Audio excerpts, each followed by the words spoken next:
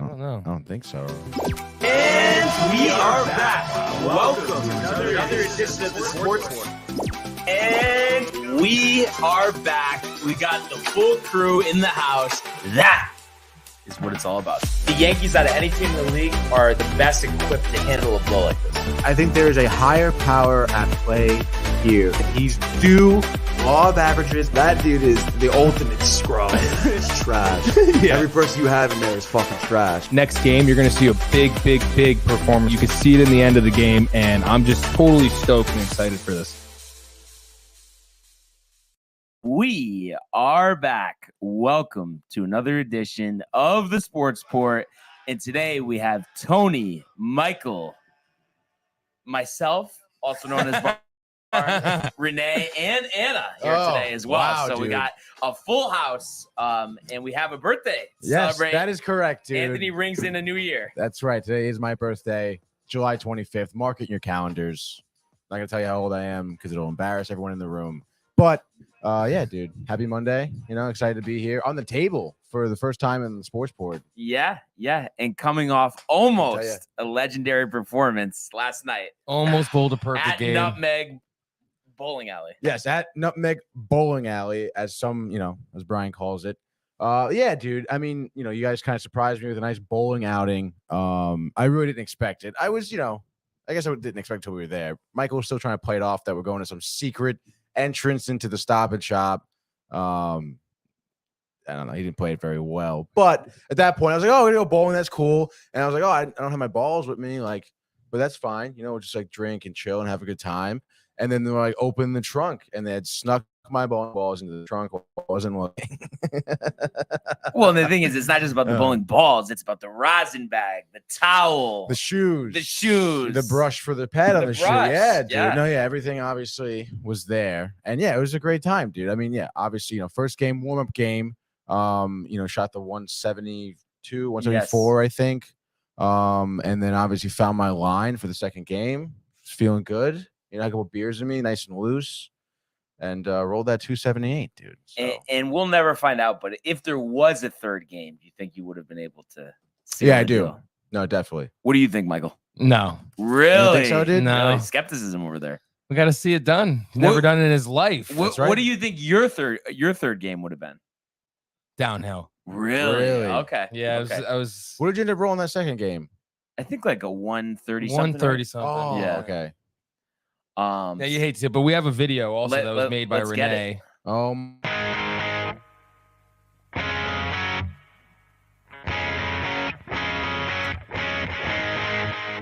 no.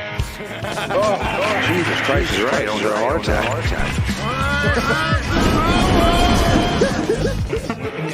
Sounds like a sore loser. First time here. First time here ever. It's pretty sweet because I love M&M's. And they love me. What else do you want from me, dude? Nintendo World, needless to say, was a bust. I don't even know why I came here. George Washington walked through the hallway one time to wash his hands. That's some sneak. Nice food, wine, has house food. What's up, guys? We're here with Downtime. Oh, no. Aww.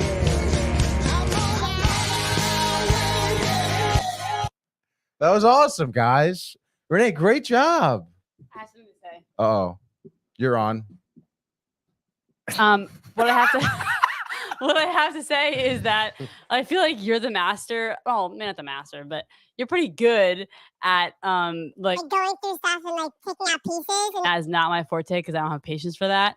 So I was like, I'm gonna try my best and do this for Tony. Oh, well, you did a great job. That was awesome. Thank you. I would imagine there's a lot of footage that's been gone through. On my end? Yeah. That I did? Yeah, right? Yeah. I mean, some of those go way back. We had Michael K in there, Mystic, I think, the little bit of everything. NYC, yeah, screen time stuff. I could have done it. Anna has something to say too. Oh. That was awesome. Yeah, no, dude. that was a great video. Yeah. Great job, Renee. I thought you guys were gonna show all the takes when I couldn't say Connect Fairfield. I know. I thought she was gonna do. And then it I was too. messing up Shoe Community Theater too. That was my first like on air solo dolo, I think, for like a vlog. Really no, Dude, it must been. No, I think Connect Fairfield was just giving you a hard time. Debbie was right there watching me too, and I was like, "Oh my god!" I kept saying Fairfield Connect. I mean, hey, there's always room for outtakes somewhere. Where there's a will, there's a way. Yeah, dude. So I'm sure we'll pull those up at some point or another.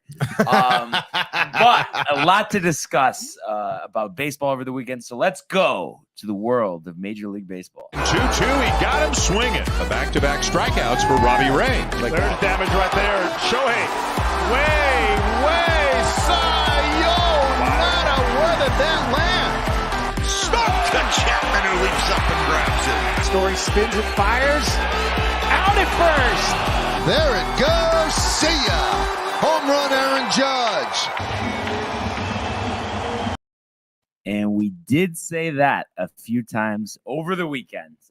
But just to kind of give everybody an idea of what we were looking at this weekend. And this was a big series, for the Yankees, of course, because of that disappointing doubleheader in Houston. There's no two ways about it. Just did not play well. Overall, I think it was 5 of 7 they lost this year to them in their matchups. So it definitely gives you a little trepidation. But I'm almost hoping in a way that it's a good thing, just because, first of all, it kind of was almost like a wake-up call in the sense that it's like, okay, I mean, these guys really handled us, even though we've handled every other team in the majors this year for the most part.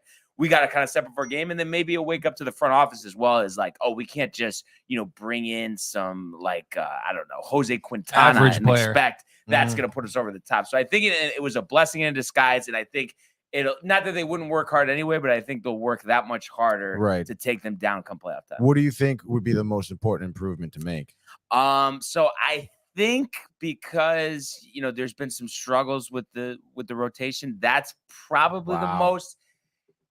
But the only thing is, though, when we look back to playoff losses, when specifically we look back to playoff losses against Houston in Houston, what was it? We scored 1 run per game. Obviously, we can't do that. So, of course, the name that comes to mind is Juan Soto. And there's definitely been some conflicting reports, so you really don't know where to go with this. Yeah, a lot of speculation on this one. I was mentioning last night, my friend had texted me about how Dominguez and Trey Sweeney, and I don't know if it was Volpe, but a few of their top prospects got pulled from the game last night. But then you look on Twitter and everybody's talking Padres and Cardinals. But for me, and I've expressed this to you, I want Soto in the worst way, even though I did say pitching technically is more important just because we do have the horses. But I just think when you can have such an unstoppable offense, I think our offense with Juan Soto would resemble that 2017 Astros offense, just in terms of there is not one easy out in the lineup. Cheating. No, but you know what I mean. Just talent perspective. No, yeah, you are correct. But I mean, I don't know. I think it'd be tough. I mean, obviously versing Houston again, even with Soto. I mean, I feel like, Houston's like pitchers and their bullpen have been like so good. I mean, Verlander is still dealing, dude. It's ridiculous. But no, I mean, you're totally right. And if I had to have it my way perfectly, what I would say is I want to trade my way perfectly. He said all prospects for Soto. I don't want a Glaber included or Cortez included. Any of the top prospects, the Martian, Volpe, Peraza, all of them, Medina, Waldichuk. You could take all of them. I just don't want to give up anybody on the Major League roster. Obviously, they could have Joey Gallo and Aaron Hicks, but I have a feeling the Washington Nationals aren't quite interested in those guys. I'd be a little surprised if they were. What if that was like that's a deal breaker? Hicks, we need them. Yeah, we need them. You won't include Gallo or Hicks. We're not doing this. And I will. I know it sounds insane, Tony. I don't care. I'll trade all those guys and take Patrick Corbin back. I do not care. You need Juan Soto because it's just like prospects are all speculation until they go to the major leagues and perform. You don't know what they're going to do. And I would hate to say, oh, we don't want to give up these guys because they're going to be special, and then no one's special. And we had a chance at a Hall of Famer, I think, in Juan Soto. I mean, he's not even 24 years old. He could play with us for 15 years. We haven't had a guy been able to do that. Glaber's been our best shot, and obviously he's coming off a couple of rough years. And even this year has been better, still in the field and base running, still leaves a little to be desired. So it's just like we haven't had that special guy like Derek Jeter come up at 21, 22 years old and have a 20-year career. And I feel like we need that to have a sustainable run. Wow. No, yeah, I totally agree. And I think Juan Soto is going to be a good start to that, at least. I mean, I feel like wherever he goes, he's going to end up signing a big contract to that team, and he'll be good for a while.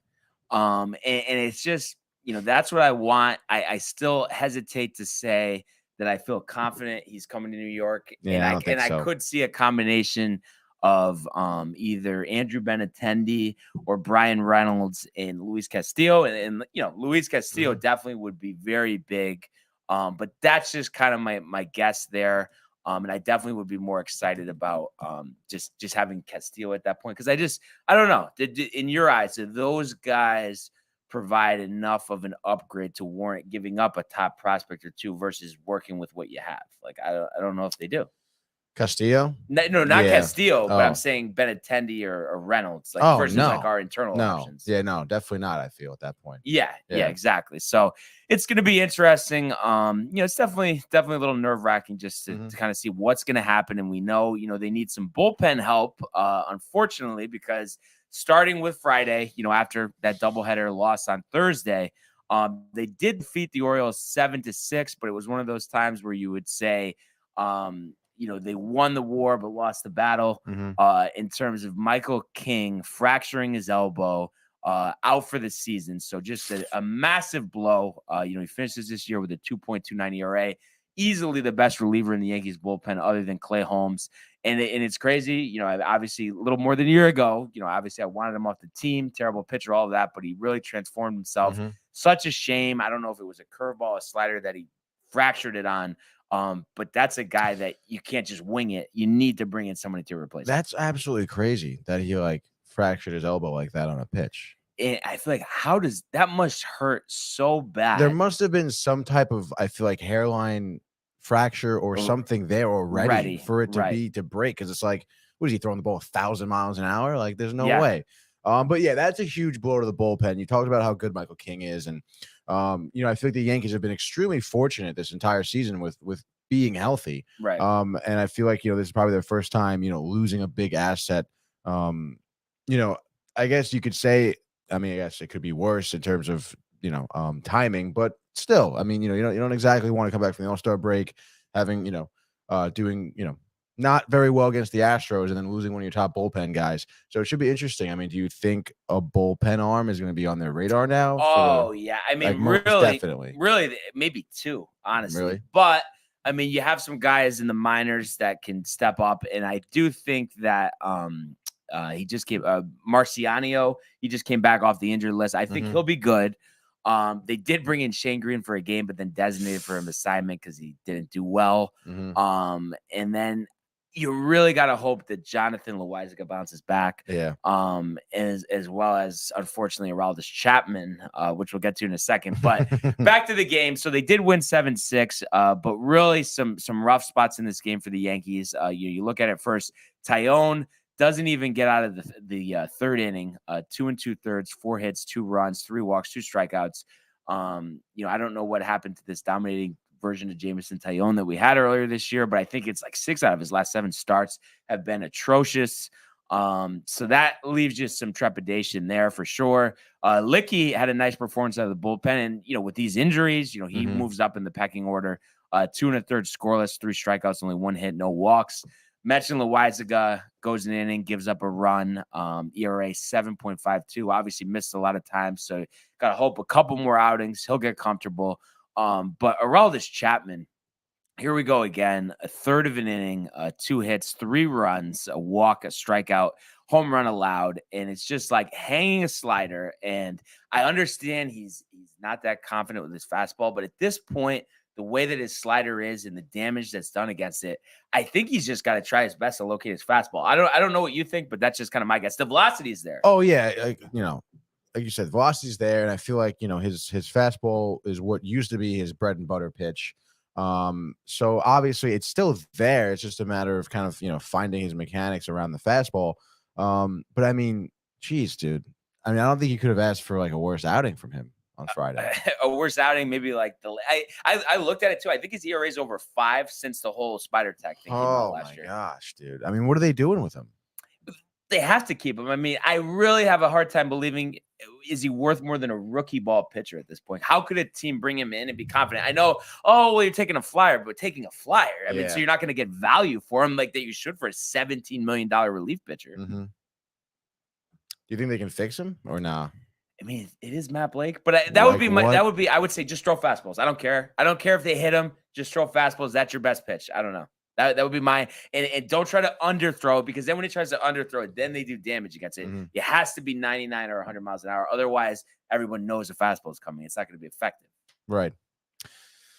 I don't know, dude. I think he's gonna be gone trade deadline. Really? Yeah. You think they'll take anything? I think they'll take anything, and I do think a team will take a chance on him. Yeah. Oh, I absolutely. I think they'll be intrigued to try it, but it's just, you think about what they could have got for him before the season. Like I had mentioned earlier this year, I wanted to trade him, but you got to live with it. So hopefully either they get some type of value for him, maybe a swap of struggling relievers. I mean, that I would welcome that. Yeah, that'd be good.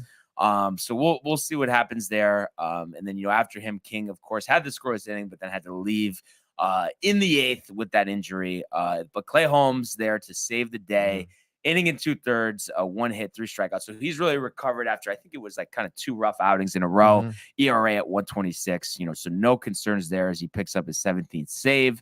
As far as the offense, Judge 2 for 4 RBIs, including his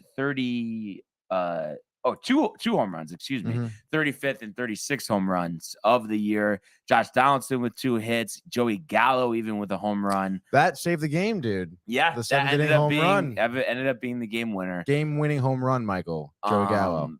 But, I mean, you know what I mean? There's no – I mean, Joey Gallo, for any Yankee fan to get excited about Joey Gallo, and like I said, I can't see how he stays on the team past the trade deadline, but he would have to hit 500 the next 3 weeks for anybody to be relatively excited for him. That's how bad it's been. He has the lowest batting average in the major leagues, even lower than Rugi Odor since they acquired him last year. I think it's 162. Is Gallows since they acquired him last year. Jeez. So it's just unbelievable. But at the end of the day, they were fortunate to squeak that win in, and then it was on a Saturday. Going into the game, you felt pretty good about Garrett Cole being on the mound against the Orioles, who, listen, I mean, they had a big winning streak going, before the game on Friday. So they've been playing well, but you still felt with Cole on the mound, you would be able to win the game. Unfortunately for them, they don't win the game, and Cole had a little trouble towards the end of his start. The bullpen doesn't do him any favors. And then on top of it, the offense goes 1 for 14 with runners in scoring position. That's not going to be a recipe for success. So you look at Cole's line: 6 innings, 9 hits, 4 runs, 3 were earned, 2 walks, 6 strikeouts. But I don't think he deserves really that much slack for this game. I mean, obviously 9 hits you don't like to see. But I think just one of those times. I mean, you can't be perfect every time out. And I think his 9-3 record this year with a 3.09 ERA, you'll take it any day of the week. It's tough to be an effective pitcher. Albert Abreu, who has looked great since coming back to the Yankees, pitches a scoreless inning, but then Shane Green, like I mentioned, pitches an inning, gives up 2 runs, and then gets designated after the game. And as far as the offense, Judge did his thing. I mean, 4 for 5, including 2 doubles, 2 RBIs. Matt Carpenter hits his 14th home run. So the legend of Matt Carpenter continues. Crazy. And then really other than that, I mean, Higgy had 2 hits. LeMahieu had 2 hits. LeMahieu, I mean, very underrated. I think it's like his last month, he's hitting well over 300. His average is up to 284. The old DJ LeMahieu is back. I mean, he might not have the power, but he has the gap-to-gap kind of swing that they need on this team. I think it's very, very important. Yeah. I mean, having him kind of, I guess, along with Carpenter too, but having DJ kind of, on his game, like you said, to be that consistent hitter, to get to be on base. Yeah. I mean, that just, it even adds more to their kind of tools of offense. Yeah. Yeah, absolutely. And then one thing I just wanted to mention too with this game. So Stanton didn't start. He played on Friday. Then they announced yesterday he's out of the lineup, but should return Tuesday. So I'm guessing he might have tweaked something when he hit that home run in the All-Star game. But obviously they said it's nothing major. Want to take it easy. I mean, listen. I feel pretty confident. Of course, it would be a jab in the chest if, tomorrow morning I wake up and he's been placed on the injured list. But fingers crossed he'll be okay, especially the fact he was able to pinch hit in this one. But obviously that's a guy that you need to be running out there, 6 times a week. So, with that loss, it was on to yesterday, and the Yankees, really felt some pressure. I think they were I want to say going into yesterday, they had lost 6 out of 10 games. So that's, never a stretch, you want to have in your season. And luckily for them, a guy who's been on one of their rocks all season was on the hill, Nestor Cortez. And he had a great outing, Nasty Nestor, as they call him. Michael, one of your favorites? Or? Obviously, right? I think my favorite Yankee pitcher of all time. Wow. Really? So that being said, Michael, if he needed to be included in the Soto package, you would say stand down. We're not doing it. Stand down. Stand down is you took the words out of my mouth, Barnes. That's funny, dude. But you would include him or no? Or you would say stand down as well? Come on, is he not the best Yankee we've had in the last 25 years? When you think about, obviously Yankees need pitchers. Yeah. I mean, to give up a Nestor for a Soto, and it's not like the Nationals can throw in a pitcher. So what if it was you either had to include Nestor or absorb Corbin? You're absorbing Corbin? I'd give up Cole. I would absorb Corbin. Yeah. And then pitch him in AAA Scranton? Or? Yeah, if that.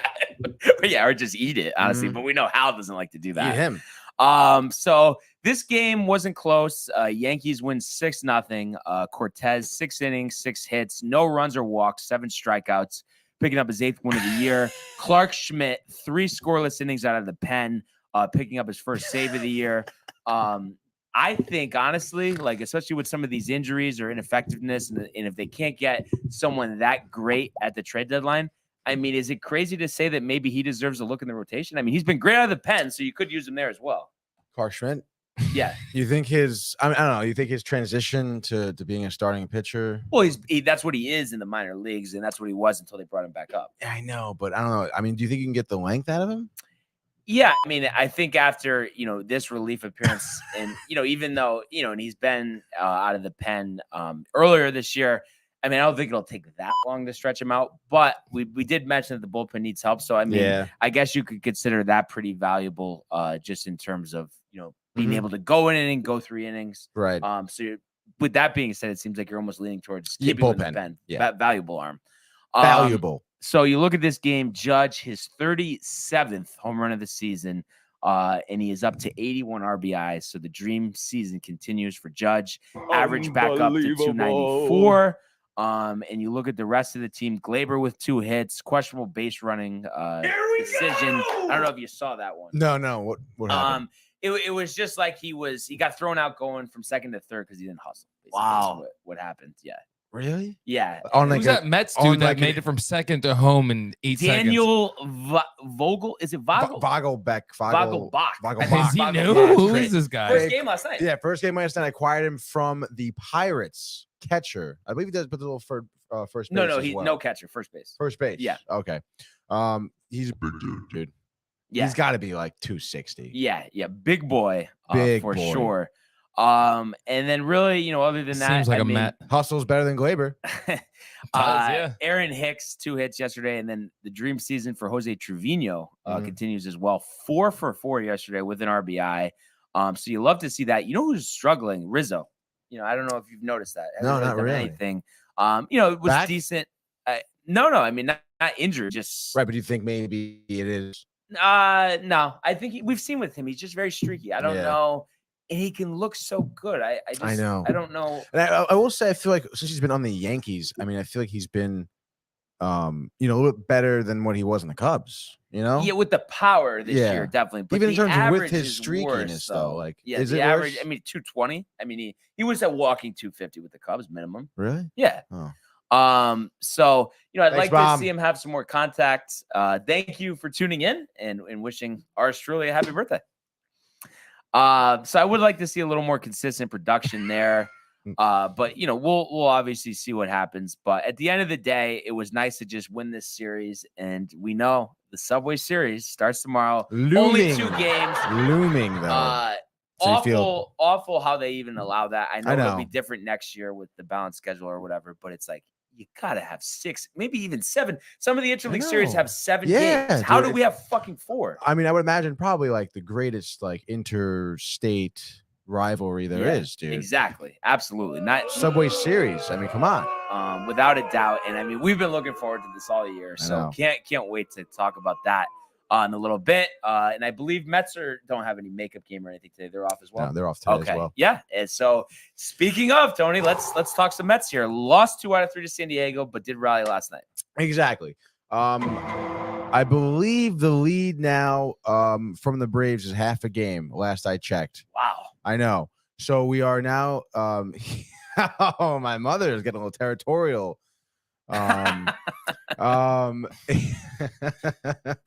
Barnes's laugh is like, yeah, okay.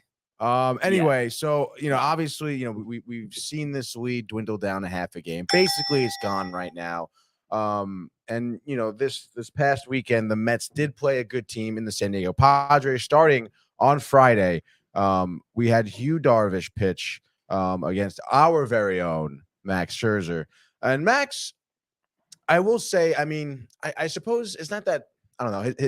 He went 6 innings, given 5 hits, 2 earned runs, 1 walk, 8 Ks. One of them being a home run to Hosmer, a 2-run homer. But I feel like his last 2 outings, I suppose it's a little bit better than his last outing against the Cubs. I think his last outing was 6 innings, gave up 8 hits, 3 earned runs. He had like 11 Ks against the Cubs too. So you're thinking he should have done a little bit better. It was just crazy. It was crazy. I mean, I suppose, the Padres has a harder lineup to pitch against, but I feel like Scherzer has been a little bit off, and it's not his velocity is still like clocking in around 93, 92 range, which is basically what he's been at most of his career. Oh, really? I don't know why I was thinking he was 95, sometimes 96, or only when he reaches back. Yeah, when he reaches back, he'll hit 95 when he was young, but when he came into the league, it was like 94. Okay. It was really what he was at. But I feel like his location is just, I don't know if it's his, maybe like his lack of location or just his strategy, but he's throwing a couple shekels up there. Could be a nice payday. He's throwing balls a lot for Cy Young, or that's stretching it. Yeah, I think it's a little stretch, dude. And I really didn't mean to cut you off, but just one thing I just want to add about Scherzer. I think it's pretty good when you can say the fact that he's off and he's giving you 6 innings of 2-run ball with 8 strikeouts and 1 walk, right? I mean, that's a good thing. That's a great thing. But you obviously expect so much from Scherzer at this point. And just seeing, seeing some of these pitches, it's just like over the middle of the plate. And it's like what he did the same thing against the Cubs. And he was getting hit upon immediately. And it was really like first inning, like 2 hits off of him. It's like he doesn't really have those 1, 2, 3 innings. And I mean, it's so hard to pinpoint like what that could be. You know what I mean? A pitcher like him, he's been pitching forever. Is it one of those things that's just unexplainable? Like the best pitchers go through it throughout their entire career. I mean, is that what it is? I mean, I guess so. Again, it's not like the Padres, don't have a good lineup in terms of, talented batters. But I mean, you still expect, Max to, I guess, maybe old age, but I mean, not giving up any home runs would be nice. Less hits, I mean, I think there's some spots that put him into jams that force him to throw more pitches than he should in the inning. Doesn't give him that longevity anymore. I mean, still, he threw 93 pitches, but I mean, not much of a game. I feel like he can kind of maybe get dialed in a little more, as oddly as it says for him. Because we talked about it even against the Cubs too. Typically, he is looking like a crazy maniac in the dugout, pacing. No one even talks to him. But the past 2 games, he's just kind of like sitting there. I don't know if it's like he's tired or something, but maybe a little bit of rest will do him some good after this. Did you hear any bites from Buck about what's going on with him? Or no, not really. I mean, as far as Buck was saying, it's still a good outing from Scherzer. So okay. And some good news for you, by the way. 1.5 game lead. They lost last night. The Braves. Yeah, they got clobbered. Really? I think the Angels. Actually, Angels, really? Oh, I hope Shohei. Way out of here. Yeah. But yeah, I mean, obviously, Buck. I mean, the name of the game, I feel like for most of the weekend was the lack of hitting. Hugh Darvish. Talking about Padres lineup. I mean, Hugh Darvish threw a gem of a game, 7 innings, 4 hits, 1 earned run, 9 Ks, and that would be more of a line you're looking from Scherzer exactly consistently. He's I feel like struggled a little bit. Hugh Darvish beginning of the season really dialed it in so far. Here he's a 3.28. He threw up to almost 100 pitches last night, and I mean, the Mets just struggled. Marte didn't do bad on the mound last night. He was 2 for 4 last night. I mean, on Friday. But Nimmo 0 for 4, Lindor 0 for 4. McNeil 0 for 3, Escobar 0 for 4. I mean, Alonso went 1 for 3, Guillorme went 1 for 3. But I mean, geez, dude, everyone else just couldn't hit Yu Darvish at all. Not to mention the rest of their bullpen too. And it was tough, especially, Scherzer to give that home run in the 4th inning. It was a 2-run homer. And then after that in the 7th, you had, I think it was Joely Rodriguez, if memory serves me correctly, giving up another earned run. And I think gave up there's another run scored for Lugo, I think, too. And, it's just, the lack of hitting and then the lack of the bullpen has been kind of, I suppose, our weak points this whole season. But nonetheless, I suppose we move on to Saturday here, which was another loss, a 2-1 gut-wrenching loss, this one. We had Chris Bassett on the mound, who he pitched a really good game. 7 innings, 4 hits, 2 earned runs, 11 Ks. Of course, he gave up 1 home run in the 6th inning to Manny Machado, 2-run homer, the only scoring that the Padres did on their side. And I feel like we kind of saw a pretty rare outing from Blake Snell. No earned runs. He threw 5 innings, 4 hits, 5 Ks, 2 walks, but no earned runs. That is because the Mets were 1 for 9 with runners in scoring position. And this is where most everyone struggled. Again, kind of besides Alonso. Alonso was 3 for 4. But we saw Marte kind of struggle a little bit, 0 for 4 with 3 strikeouts. I feel like that's something I have not said all season about him. So maybe he's getting into a little bit of a slump. Nimmo continues his slump, 1 for 4. Lindor also 1 for 4. His batting average drops a little bit to 245. Kana 0 for 3. Escobar 0 for 4. So we're seeing a huge lack of hitting. And you could argue, obviously, Friday it's like, oh, Yu Darvish, he was dealing. But dude, Blake Snell, like, we've been bashing him all season.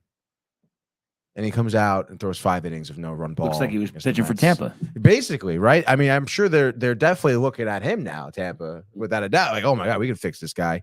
And then, obviously, Padres have good pitchers, a decent bullpen, but I mean, there is no reason why we should be scoring more than 1 run. Really, on Blake Snell, there's no reason why we should be scoring any runs on Blake And you Snell. out-hit him 8-4. Yeah, exactly. And 8 hits. But again, the runners in scoring position, Escobar 0 for 2, Marte 0 for 2, Nimmo 0 for 1, Nito 0 for 1 with runners in scoring position. I mean, it's brutal, dude. It's like the times we did have hits, we just couldn't convert on scores. Yeah, and the shame part is, you mentioned the bullpen in that game. Bullpen did well, yeah. Ottavino, Diaz, like. This is Ottavino obviously has strung together, quite a few consistent outings, which is nice. So I feel like, all season it was like good, bad, a couple good ones, a couple bad ones. But he's been doing really well. I think maybe Buck realized, I guess having him on short rest, he's like his level of play significantly drops. Because I think that's what I was gonna say. It's how you use it, because that stuff is there. The movement on his pitches is insane. Unbelievable. Yeah. So I think it's taken that time of adjustment for Buck to realize. And then of course Diaz has been great. I mean, you really can't even say it. Like, it's just been phenomenal about Diaz. And then you waste a good start from Bassett, scoring 1 run. Totally unacceptable, I think, at this point. I mean, I understand Padres, good team, but this. Like, you should have taken 2 out of 3. And the bullpen, it's not like it's one of the best bullpens in the league either. I know. The batters just suck, dude. Yeah. It's unbelievable how horrible, like, their at-bats were. It's brutal. But nonetheless, let's end on a high note here, Brian. That's what we like to do here. Okay, so Saturday, 2-1, no hits. Last night, they win 8-5.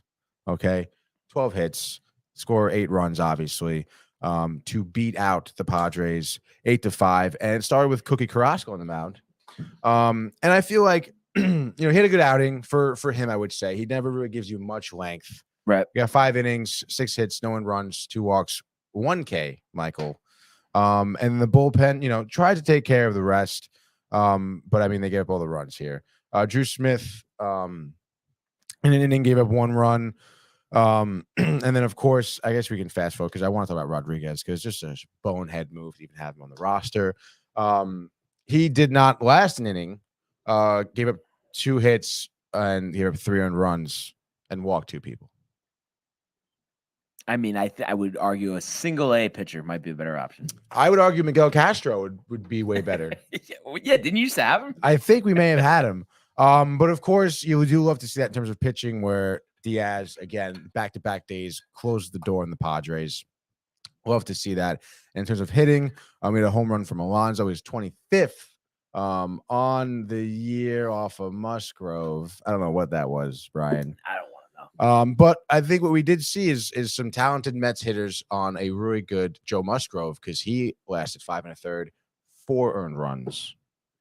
So I mean, obviously we know Musgrove is a great pitcher, and for the Mets to hit him up, I mean, obviously something clicked in terms of the Mets at bats.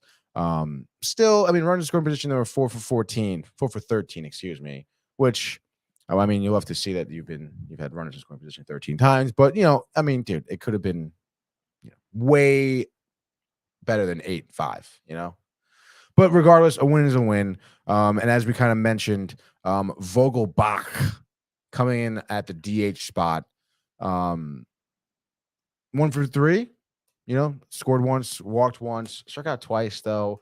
So I guess for his debut, I mean, it's an improvement at the DH spot, right? Yeah, it's an all or nothing. Yeah. But tremendous power when he connects. When he makes the contact. Big dude. Obviously, you do love to see the hustle. Honestly, I saw like a clip of him yesterday. Bartolo Colon is what I thought of. Yeah. It's funny. No, but he's got the attitude, like I said, the hustle. I think he'll be a good dugout guy, good clubhouse attitude. And I think he would smoke Colon in a race. You think so? Oh, I mean, you saw him hustling. I mean, jeez Louise. That would be fun to watch. And like we mentioned, big Subway Series tomorrow. I can't wait, dude. Can't wait to talk about that. But for now, what we have is the Monday schedule that does not include the Yankees or the Red Sox, but we have some picks here. And then coming off Thursday, I'm at 17-11. You sit at 19-9. So you're first to 4, sir. My first of 4 here. We do have a big slate. Wow, Syndergaard versus Greinke is something to be looking at. But I think for my first, I'll go with somewhat of an easier pick, I suppose. I mean, I got to go with Tony Gonson. He's been, I feel like, my go-to guy all season. I was talking about him to Michael the other day, actually, and he goes, "Who's Tony Gonson?" And I can see him saying that. It's not a name you hear often, Barnes. No, not a name at all. But he's pitching, has not had a loss this season yet.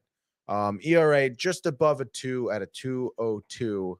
Obviously, 2.22. Phenomenal stuff for him. 2.02 though. Sorry. And then they're playing the Nationals. Paulo Espino on the mound for them.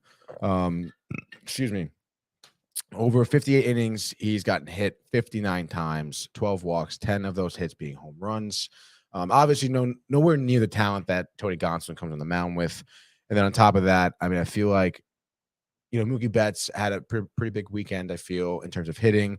Freddy Freeman has been absolutely killing it on the year. I feel like not many people are talking about it. Well, at least maybe not us. But he's batting 325. His OBP is 402. He's slugging 545. I mean, more doubles, I feel like, than homers. Yeah. Oh, definitely. But still, I mean, batting average 325. In this day and age, that's 400. Jesus, dude. And absolutely phenomenal stuff for him. And they have Trey Turner making ridiculous sliding catches in the infield and stuff like that. So, I mean, they're obviously a great team. And the Nationals aren't going to have a dog in this fight, Michael. Give me the Dodgers 8-0. Love it. Absolutely. Dodgers, obviously one of the best teams in the major leagues. Mm-hmm. So I'm going to go with, and I know this is a little bit of a tricky spot just because you're coming off a loss. You're flying from New York to Detroit, but give me the Padres here against the Tigers. Drew Hutchinson on the mound, 4.46, 1-4 this year. Minaya, I know he's been up and down, 5-4, 4.11, but I feel like this is the type of start for him that really gets him back in his groove. And I just feel like when you have a team that has some younger players or, less talented hitters in the lineup, a veteran pitcher, he can, mix speeds, locations, arm angles, and just have them off balance all game. And that's why Detroit, finds themselves 20 under 500. So I think Manaea goes 7 scoreless, striking out 8, only allowing 3 hits and a walk, no earned runs. And I think Manny Machado homers and Luke Voit getting in the mix as well. Just missed that one to center field that we saw at the bowling alley last night. Luke Voit. Michael says he misses him on the Yankees, but I do miss him, dude. I miss the good look, dude. I guess kind of his attitude, but not really the performance, because the last couple of years really has struggled since that great 2020 season where he led the majors in home runs, albeit a 60-game season. Albeit. That being said, though, 10-0 Padres over Detroit. Wow. Baez 0 for 4 strikeouts, like when he first came over to the Mets. Is he getting traded? I think no one wants him. No one wants that contract. No one wants him, dude. He's a bad attitude. Yeah. Can't have a bad attitude. Be in the sport, dude. Can't Absolutely do it, not. He belongs where, Michael? In the NBA. All right. My next game. Oh man, I really want to not take the Angels and say Zach Greinke's going to throw a good game, but I don't know, dude. I feel like, we've seen Zach Greinke this year. I have some pretty good stuff, I guess, but against good hitting teams, he seems to crumble. He had an outing earlier this month against Houston, 5 innings, 6 earned runs. He just had an outing on the 15th against Toronto, 4 innings, 3 earned runs. And I suppose Syndergaard has been dealing some good stuff. This is going to be a weird pick for me. Honestly, dude, fuck Syndergaard. I'm going to say he goes 3 innings, giving up 5 runs, and your Royals will walk into a victory here. I'll say 6-4. Okay. 6-4. I could see it. Syndergaard's just been so up and down. Andrew Benintendi, dude. Benintendi. Maybe he'll hit his 4th tonight. Who knows? That short porch, so maybe he'll hit 10 this year. Yeah. So I'm gonna go with the Guardians over the Red Sox. The Red Sox, I love it. If the Mets aren't struggling, at least the Red Sox are right now, sitting at 500. And they've just got absolutely slaughtered over the weekend by the Blue Jays. Was it 27-3 on Friday, I believe? 24-4? No, I think it was 27. 27-4? Yeah. And I think they had put up over 20 runs into like the 5th inning. Did you see their plus minus in the last the Red Sox? Yeah. No, the last 3 games. It's like a minus 80 or something. No, well, it was like plus 20 something, and now it's like -3. That's crazy. In the last 3 games, Yeah. they absolutely tanked it. And yeah, I think they're just They're falling apart. Some Some trades might be on the horizon. Obviously they don't really go through long rebuilds here, but you may want to, move JD Martinez, who's going to be a free agent. Oh yeah. Move Xander Bogaerts, who I guess is going to opt out of his deal. Devers is a free agent, or no, Devers I think has 1 more year. I gotta double check that, but some pieces you could work with. Pivetta, who was great earlier this year, has gotten popped. Maybe he pitches well tonight. Maybe they can end up moving him, but I do think they're going to go through some type of a rebuild here. But that being said, they've looked awful. Fenway Park, Guardians, could be a crazy game, but I don't know. I just think it's going to be Zach Plesac settling in, to the tune of 6 innings, 2 runs, 5 hits, 1 walk, picking up his 3rd victory this season. Give me the Guardians here, 5-1. Ramirez homers. Ramirez homers? Yeah. Wow. All right, so my next game, I'm gonna go with Houston. They're gonna be in Oakland playing the Athletics, and obviously we know the hot streak that the Astros are on right now. They beat the Yankees 3 times. It was just a doubleheader. Just doubleheader. They beat Yeah. Twice, and they just swept the Mariners. The Mariners, who had the 14-game winning streak, after the All-Star break. Torched them. So Astros on like a nice 5-game winning streak right here. And, the A's have been doing well as of late. They won the last 3 out of 5. However, it's been against Detroit and Texas. So, we can see why, they've been doing well. And on the mound tonight for the Astros, you have Jake Odorizzi, a 3.56 ERA. He's 4-2 in the season, giving up only 3 home runs over 48 innings pitched. And then you have Adam Oller on the mound for the A's. And his last outing was actually against the Astros. where he didn't necessarily have a great outing, but he pitched 4 1/3, 6 hits, 3 earned runs, giving up 2 home runs, 3 Ks, 1 walk. And, the Athletics actually ended up winning that game 4-3. No way in hell that's going to happen again. I would say that, Adam here has a similar line, honestly, to his last one, maybe a little worse, maybe 4 innings, 5 earned runs, something like that. But I would say Astros win this one. I would say 6-3. All right. And for me here, I am going to go with the Rays in Baltimore. And I know, the Orioles, they gave the Yankees a fight this weekend, but I think, it's a nice story, this and that, reaching over 500 for the first time in years, but now they're back under 500. And I think, it's a nice story. I think they're going to end up winning 70, maybe 75 games at most. Everyone that is expecting to make the playoffs is out of their mind. They're hitting a hot stretch. We'll give them that. There is some talent on the team, but I just don't think there's enough pitching. And Voth versus Kluber. Give me Kluber all day. And the Rays, listen, they haven't had a Rays-like season up to this point, but this is the type of series that could potentially get them going. You sweep Baltimore, you send a message, you give yourself some separation between the two of you. I think that's big for their playoff positioning. So give me Kluber, 6 scoreless innings here. And I think the Rays, this is going to be kind of a low-scoring game, but 4-1 Rays pick up the series or game 1 of the series tonight. Wow. I think you're knocking the Orioles a little bit, dude. Yeah, they're not that good. Oh, Brian's just a little scared. No, yeah, not scared because they might start beating the Yankees now. They could. I mean, they were beating them when they were bad. So I mean, not really. A couple years ago, what did we go 17? Couple years ago, last year, dude. I think we had a winning record. 9-9 or no, 9-8? 11-8. 11-8. Oh, always a winning record. Always. Got to give us that. Winning record's a winning record. All right. Can't say stupid stuff just because it's your birthday, Tony. Okay. Wow, Brian. I remember that one, dude. Not my birthday for a while. All right. So for my last game, this is the 4th game, right?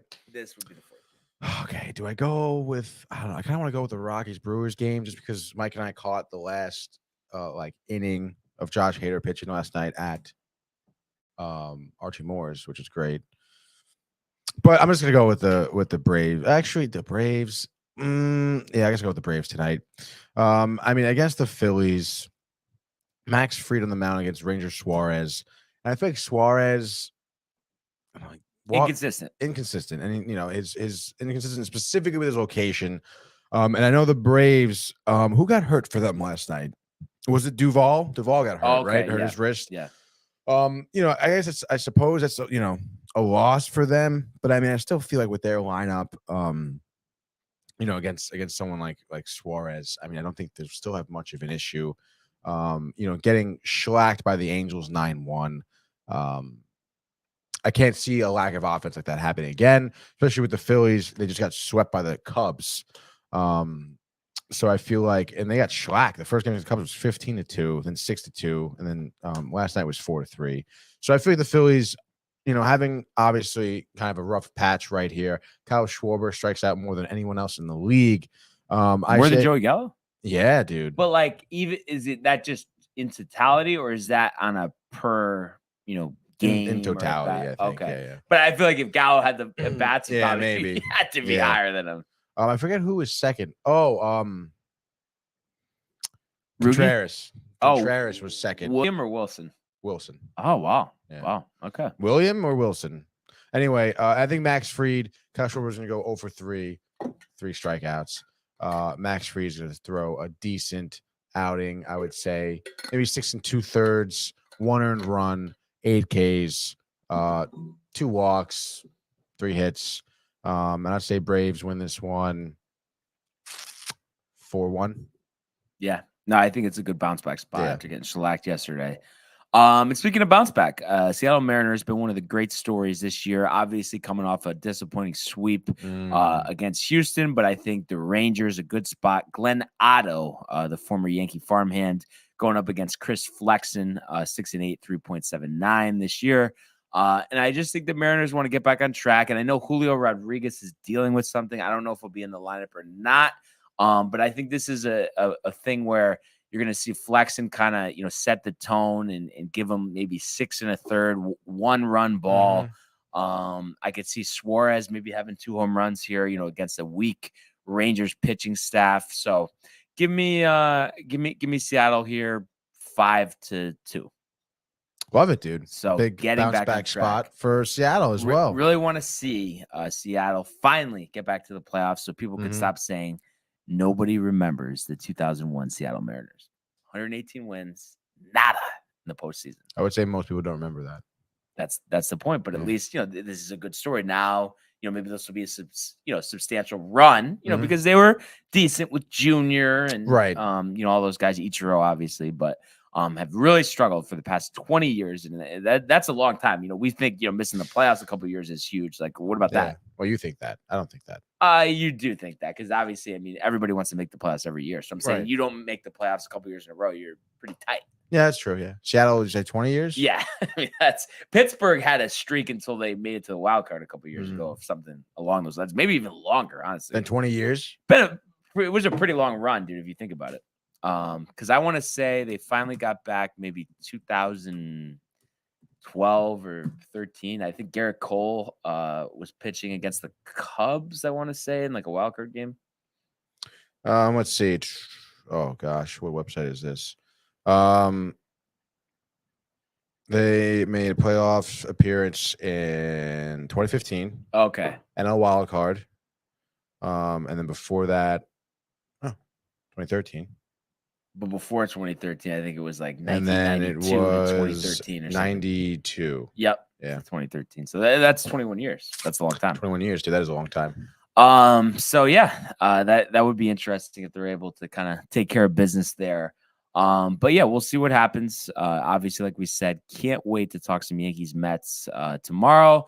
And please, Brian Cashman, I know you're listening. Get the deal done for both Castillo and Soto. I don't want to hear about the gutting of the farm system. There'll still be some prospects there, and we just need to take advantage of this year. There's no two ways about it. So we will see what transpires. And I didn't realize, too, August 2nd is the deadline. Kind of odd that it's moved to that date, but that is the trade deadline. I don't know if it has anything to do with the delayed start. It must, right? Yeah. It's got to. The only thing I can think of. But other than that, Tony, just a couple of things here on the way out. I want to give a congratulations to Tony Finau for winning the 3M Open. I believe he was 5 shots back going into yesterday. Wow. Picking up his 3rd career victory. So that's a guy, had really struggled to get on the board for a few years. Who collapsed. So, Sanjay Im did finish 2nd, but I don't think, let's see. So really, Grillo, 71 he shot yesterday. So that was 4 shots worse. Finau won over him by 3. So that's really your collapser there. But nice pick by you. 2nd place, pretty close. Sahith Theegala doesn't even make the cut, +4.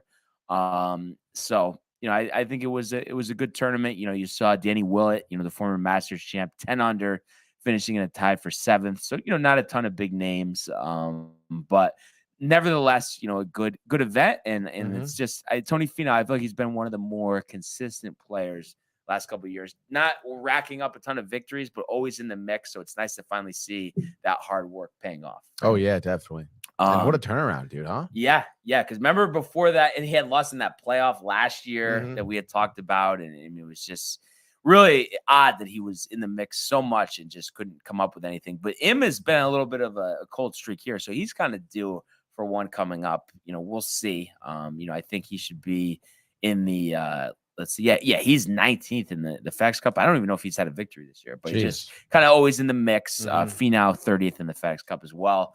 And then this week we got the Rocket Mortgage Classic. So we'll talk about that more on Wednesday, but not a ton of big names, but we do have last year's FedEx Cup winner, Patrick Cantley, in the field. So obviously he's always big name, defending champion Cam Davis as well, who it was like a 5-hole playoff they had last year. Michael's guy, Ricky Fowler, fighting to get into the FedEx Cup playoffs. He'll be in the field. And obviously this week's winner, Tony Finau as well. So definitely some notable names, but really can't wait for this FedEx Cup playoff to begin. We'll cover that as when we get there. And then really the last thing, I just wanted to bring in Michael for 1 second here I think this came out overnight, but Overnight. some rumors about KD to the Celtics. Do you think any smoke worth this fire? I mean, what do we got? Apparently they were in trade talks. But the Nets also want another pick and Smart, along with Jaylen Brown and someone else. And Oh my God. Probably crazy. maybe Bob Williams. I think so. Yeah, I mean, and if you're the Celtics, I mean, in a heartbeat, or do you not like it? I mean, what do you think? I want to keep Smart. Right. So you'd say no deal, stand down if Smart has to be in. yeah, but if they could figure it out where picks and keep Smart and Tatum, I'm good. Yeah, because I mean, Tatum, Durant, and Smart. That's good. Jeez, dude. Yeah, that's tough. With Horford. And I mean, do you think, Tony, that even if it has to be Smart, because listen, I mean, I know he's very good defensively. Did he win Defensive Player of the Year? Yeah. Okay. First player since Gary Payton. To be a guard. But I mean, if it was you managing the Celtics, obviously they've been. I mean, it's 2008. That's a pretty long drought for a team like the Celtics, without a title. I mean, would you pull the trigger on this? No, I wouldn't. I think it's gonna be pretty tough. I mean, even with KD, if you don't have anything else around him, like how much is that worth? And then let's say a few years, maybe you can acquire some other people, or maybe develop a young guy, get someone drafted or something. Maybe you can take a shot on that. But I feel like even so, I mean, it's kind of you're taking a pretty big chance. And obviously you guys did pretty well last season with the team you have now. Right. So it's like, I don't think you have Smart for Durant too. I mean, but is any of your answer here just the uncertainty of Durant being healthy? Is that like a big part of it, or is it more so the fact that you're losing the Defensive Player of the Year? I think it's more the fact that you're losing Defensive Player of the Year. It may be tough for you to convert, this Durant trade into a championship, and then what happens is after 3 years you don't have anything, and he's unhappy. He doesn't want to be there anymore. Yeah, and he leaves. Yeah. No, I mean, you're definitely right there. And Michael, I saw you like it on Twitter. You're kind of riled that Donovan Mitchell's an Aaron Judge fan, or Michael's been crazy on Twitter recently. I All do. over the place. I like that. That was nice, dude. I was sick that he was saying Judge is going crazy. Have you heard anything else on that? Like, what's apparently going on it's 98% done, the deal to the Knicks. Mm-hmm. And what's the trade? I don't know. But I guess they want no part of RJ Barrett, which is fine, which is great for you guys. But I think, it might be 4 or 5 first-round picks, right? Well, we have plenty. Yeah. So I mean, that'll be. So you're. I know you were against it, but now that Barrett's staying, you're completely on board, or? Yeah, I mean, completely on board. I don't know, but I'm on board at least. Yeah, I mean, I think anytime you can add a guy I think he might be 25. That talent coming to the Big Apple. I mean, he's going to be a rock star with the Knicks if he gets there. Yeah, I think so. I mean, I don't know. I feel like Mike's been. No, but I think at first the only reason he was saying that is he didn't want to give up RJ Barrett. RJ Barrett, I think that was the big thing. I love RJ. But you're still. Who else didn't you want to give up? You didn't want to give up just quick. No. Obi Toppin. Yeah, but I mean, I don't know. I feel like you might, it could be whatever sport we're talking about, Tony. I just feel like I'm in the mindset now. Cut the conservativeness out with like acquiring guys. Mm-hmm. Like just be bold and go for it. So Judge for Soto. See, that's just ridiculous. That's just a ridiculous. That's ridiculous. Are ridiculous. I don't think that's so ridiculous, dude. I don't think that is so ridiculous. Because there would be no point. The Nationals are looking to rebuild. They're not looking to give Judge $400 million. No. You know it too. But I don't know. I know for the Yankees that 5-6 top prospects, take them off my hands. I know you would say the same thing with the Mets. Yeah, no, definitely. So that's the thing, and it's like that. I don't know. I just don't understand the conservative nature of some of these teams, and like what you're saying with the Celtics, I understand those are great players, but it's like they've been so close and just been missing that extra star power. And I feel like even though it is a risk at his advanced age, you're giving up that star power you already have. I maybe you know what it is though. I think that Smart is a little bit overrated. I understand he won Defensive Player of the Year, but I know you can get guys to guard offensively. I don't know how much he really brings to the table. That's just my thought. He's not hitting 40% of his 3-point shots. You know what I mean? He could drive to the basket. He could start a fight with somebody. He could get a technical foul. He could have a couple steals. But I just think you can find those guys. You can't find guys that have won a Finals MVP, that have won regular season MVPs. Those guys don't grow on trees. Yeah, maybe you're right. I guess we'll see what kind of happens here. Yeah, but I know you do agree with me. Just generally speaking, no matter what sport, the aggressive nature usually that parlays into more success. Than sitting back and kind of letting things come to you, or like the Yankees have done the last couple of years. It has to be a bargain bin. It can't be top notch. It's just like with food. Really the same thing. We want good quality food. We don't want subpar food. No, we don't totally accept subpar food. I do not accept subpar food. No. Exactly. Yeah. Exactly. That's why I don't do well in Connecticut. I'm joking. He's joking. Archie Moore's was delicious last night. Oh my Pulled god. pork? Grande nachos. So that's beef, chili. Yeah. And then we had 14 wings, half honey hot, half buffalo. Honey hot. So good, Brian. Honey hot was so good. So good. Yeah. No, Archie's kills it with every time, dude. That's why I put them on my laptop. I know Tony's gonna say nope, you can't do this. But honestly, though, like both are good. But I actually am more in favor. I hadn't tried them till like last week. The boneless there, I think, are better. I know it has to be regular, Tony. You're all about tradition. I understand. Just say on the menu, traditional. You're really that opposed to the boneless wings? They're chicken nuggets. Yeah, basically. They are. No, I would try. I've never tried them there. I would try them. All right. Fair enough. Are you not the one in Fairfield? Because I know it's kind of like beat, basically. I don't know if you've had the other ones, but you like wings over or no? Or have you only had wings that? Over. Or have you just had that one? Or? I've had the one in Fairfield. They're okay. Yeah, no, because the one in stores, I swear, legendary. And I know it's been a while since I was up that way. But and also, I'm not going to go up there for wings. No, but they're all over by all universities. I just know that one's the more like the newer one, and I know Matt, I think, doesn't like it either. Like, really? Yeah, but I'm just he knows at stores it was fire. We'll have to try the stores one. Yeah, I think honey mustard. Are you a favorite of that sauce? Oh, I love honey mustard. Yeah, honey mustard, unbelievable. Michael, I know you're a honey mustard guy. Love honey mustard. Never seen him have honey mustard before. What? I've had honey mustard with like ketchup. I mean, with fries. With ketchup. I put honey mustard in my ketchup. Oh man. I've seen Michael guzzle down some blue cheese. With first of all, it's not like I'm just eating blue cheese. I have it with celery. Yeah. So basically. No, but I agree. I do. That's like one of the best snacks you could have. And I know, it's kind of defeating the purpose, the celery. Then you're going to have all this blue cheese with all the fat in it. But I still think it's a good snack. I do too. Oh yeah, no, it's good. It's all right. And you know what else I think was not good, but great, outstanding, astute. Almost a perfect game, some would say. Almost a perfect game was today. Honestly, love the conversation. Really, wide phenomenal range of topics. Yeah, we appreciate everyone tuning in, and we encourage everybody to continue to like, comment, and subscribe, as well as check out our archives on the YouTube page, and of course, Tony in costume. So definitely check that one out, as well as the summer collection, downtimetv.com.